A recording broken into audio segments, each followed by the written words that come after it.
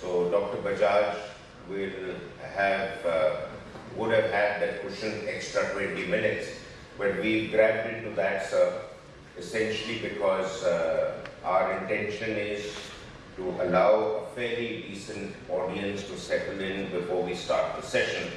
But since I'm not going to be able to contact everybody on their phone and find out which traffic jam they're caught up in, and since they're not making it, assuming people are still energetic and enthused enough to be here on the second day after yesterday's very long and tight schedule, I'm just assuming that I think as we go along during the day, we'll have more people.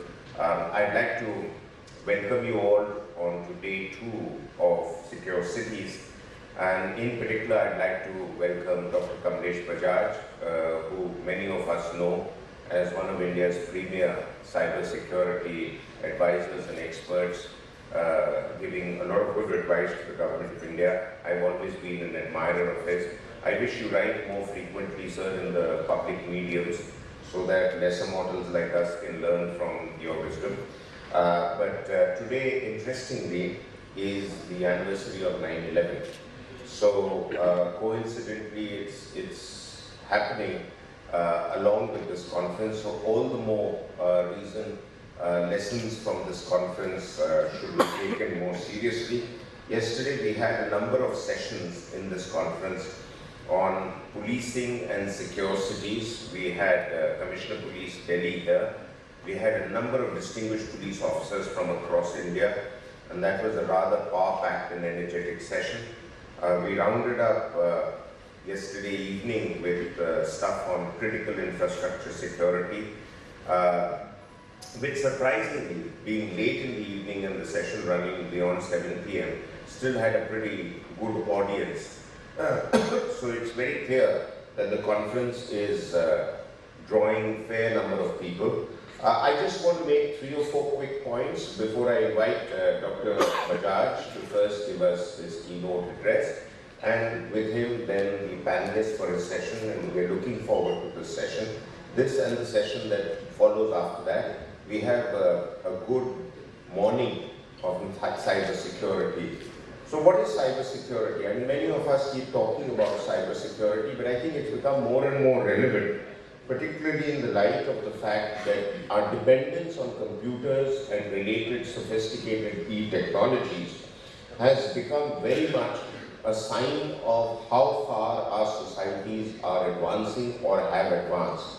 And therefore, there is both the desire to absorb computers for its efficiency and the volume of activity it can take on, but it's also linked to a nation's desire to show how far ahead they are on the curve as a country that is developing or is developed. I've seen that very much kind of tendency amongst us Indians to thump our chest and say that we're a knowledge economy. To an extent we are, but there are other aspects of our economy which also need attending to. I mean, some would argue that we've gone straight from an agricultural revolution to a technology revolution, and having missed the manufacturing boat in between, which is something that we need to give a lot of thought to, because technology dependence, as Dr. Bajaj was just mentioning to me, in a country like, say, Estonia, though a small country, was completely e-connected. And therefore, when the Russians decided to experiment to bring the country to its knees, they did that huge cyber assault on Estonia several years ago, as some of you will remember, and completely brought the country to a standstill. And Dr. Bajaj's view, and that of others like myself, is I think you have to do a measured response to what extent you want cyber connectivity in your country, to what extent do you want cyber dependence. For instance, there was a time in the 80s and 90s when America thought it prudent to have a huge amount of cyber connectivity for their power grid and connected systems.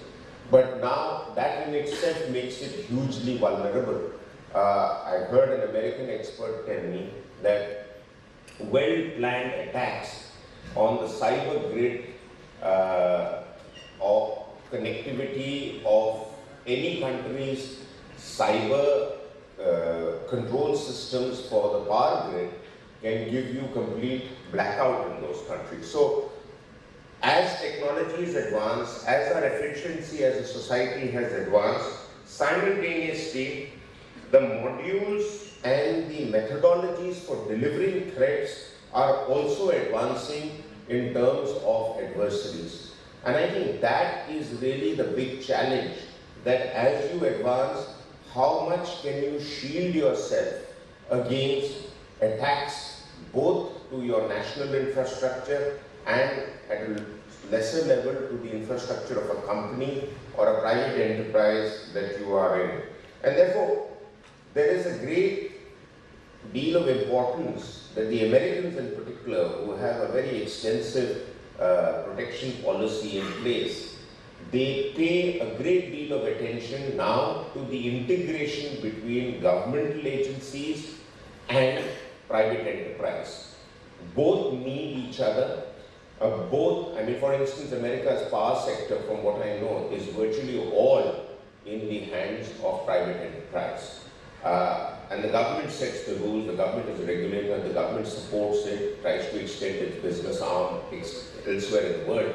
But at the end of the day, those who deliver the power sector in America are private agencies. So they need the government to provide them protection, both in terms of laws, policy, and physical protection from time to time, as is the case yesterday was brought out in the power sector in the last debate on critical infrastructure by the head of security of NTPC. And finally, my last point before I invite Dr. Bajaj in is that, and this is a question I want to leave it to you, sir, and I want to leave it to others, that is the cyber threat overstated? Because let's look at the case of Stuxnet. Now, the Stuxnet virus, by all accounts, and I'm talking of global publications like Time and Newsweek, which said that it was clearly put together by a state intelligence agency and put onto Iran by a state rival of Iran. That means another country, and all the wherewithal they bring into play. And yes, it did derail Iran's nuclear program and connectivity for a short while.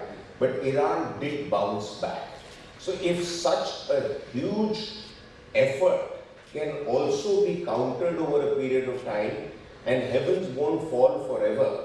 So therefore, I go back to quoting Thomas Rigg, who is professor of cybersecurity at King's College London, whose book says that a cyber attack will never happen of the kind of catastrophic volume that the world expects, i.e., it will not bring the world down on its knees. With that, may I invite Dr. Kamlesh Bajaj to be kind enough to come and give us his address. And thereafter, sir, you'd like to invite your panel yourself and you'll share it and take it on. So, thank you very much for being with us.